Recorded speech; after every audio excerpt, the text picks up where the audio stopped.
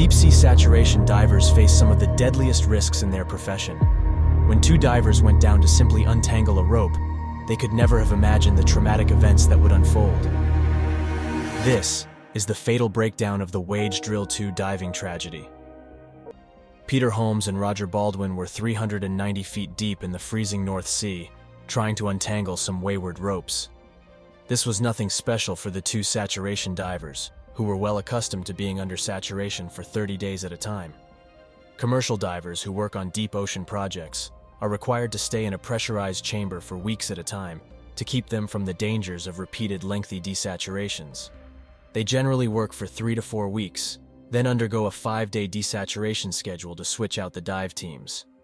Maintaining constant high pressure allows the men to perform daily dives in a diving bell at the bottom of the sea, then rest at night in a pressurized chamber on the ship. After a short acclimation period, the men are comfortable in the chamber, though the tight quarters can be challenging.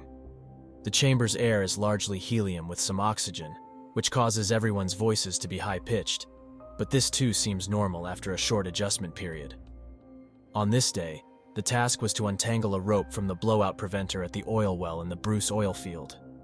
Peter and Roger were working at 390 feet below the surface, but were now on their way back up to the ship. Once the bell is docked with the entrance lock, they would be back in their chamber for a good night's rest. The bell's pressure was being monitored using the most sensitive gauge that the system had installed. In practice, they used this gauge to track the pressure in the unit that the divers were currently in. The Waage gauge was actually designated for Chamber 1, but since it was the best, they tended to switch it over to the bell when the men went down.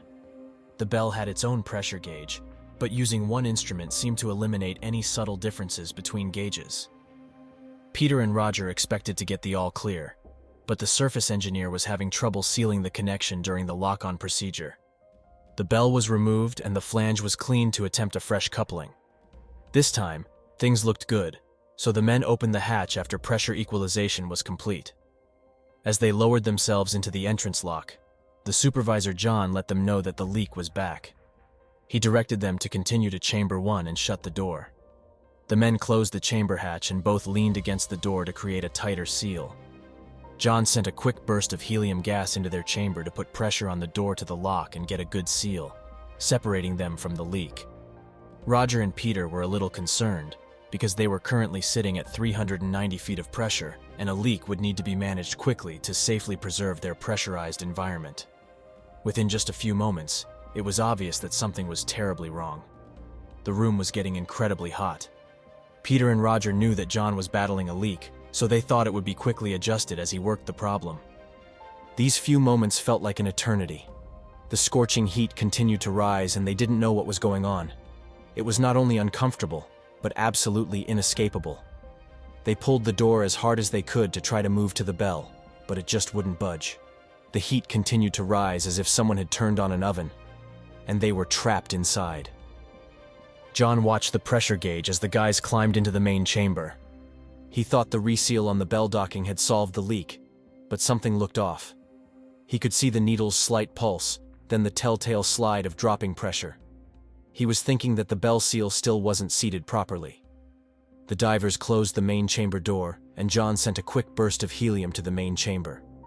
This would help seal the door from the bell and entrance lock. Now he had a chance to check the bell connection and really figure out what was going on.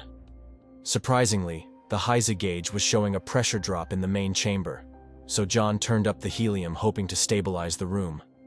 He was locked in on the pressure gauge, willing the needle to start moving back up, but it just continued to drop.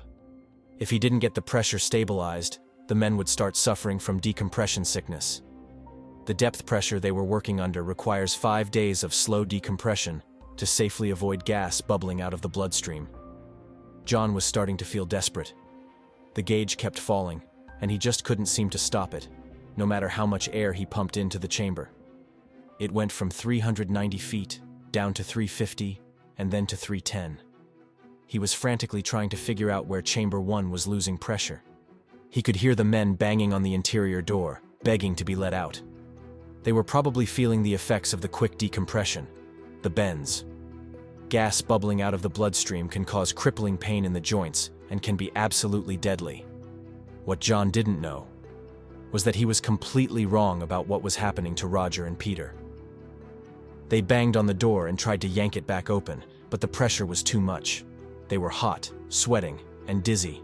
The nausea and disorientation were absolutely unbearable. Each breath was like standing in front of an open oven, and there was nothing they could do to escape this heat. The temperature climbed to 120 degrees Fahrenheit. After just a few minutes, the men collapsed and could barely crawl across the floor. They pulled the mattresses off of the aluminum base to lay against the metal surface. John was fighting to stop the leak in Chamber 1 as he returned to the instrument panel to check the pressure. It was still dropping, and the men were screaming to be saved. In a quick glance, he saw something that made his stomach drop. The valve for the pressure in Chamber 1 was switched off. In an instant, his heart raced, and he was flooded with dread of what was actually happening. The pressure gauge had been measuring the bell the whole time. He forgot to switch it back to the main chamber when the men made the transfer. As soon as he flipped the valve to measure what was going on in the chamber, he was stunned. The reading was showing an incredible 650 feet of pressure. The men weren't suffering from the bends, they were suffering from the high pressure and temperature. Pressure depths over 500 feet can cause high-pressure neurological syndrome, which causes tremors, vision problems, and nausea. The high temperature resulted in heat stroke, which is fatal if not treated quickly. Sending the pressure soaring 300 feet of depth pressure, in a matter of a few minutes, would have caused this devastating situation to develop. The real problem was that their brains were swelling from the hyperthermia, and there was absolutely nothing John could do to help them. They couldn't just open the chamber and let them out, because that would be a death sentence. Their saturation depth requires 5 days to come out of safely. The temperature rapidly rose to 120 degrees because of the high pressure in the small room. Helium is a faster-moving molecule because it is so light. These particles collide with each other and the walls of the chamber when the pressure increases, and the molecules are closer together. This heat transfer results in a rapid increase in air temperature. Once this was discovered, it was already too late. There was nothing they could do for Roger and Peter. The team looked through the portholes to monitor their movements and log the timeline of their demise. They were only a few feet away, but might as well have been on the bottom of the ocean. The men passed out after just a short time, and sadly, never regained consciousness. They died within 2 hours of the incident. Severe heat stroke must be treated immediately, with the recommended treatment being 30 minutes in an ice bath. Without extreme cooling, their bodies had no way of recovering from this incredible trauma. They could have died from brain swelling down through the base of the skull, or major organ failure, but the official cause was hyperthermia resulting in heat stroke. Commercial saturation divers are always monitoring the warm water in their lifeline to make sure they don't freeze to death in the North Sea. Heat stroke, in the safety of the ship's saturation chamber, was unthinkable. The Scottish courts held a fatal accident inquiry to determine the cause of the accidental deaths. It was found to be a combination of human error, poor instrument labeling and design, and inappropriate practices on the Waage Drill II oil rig.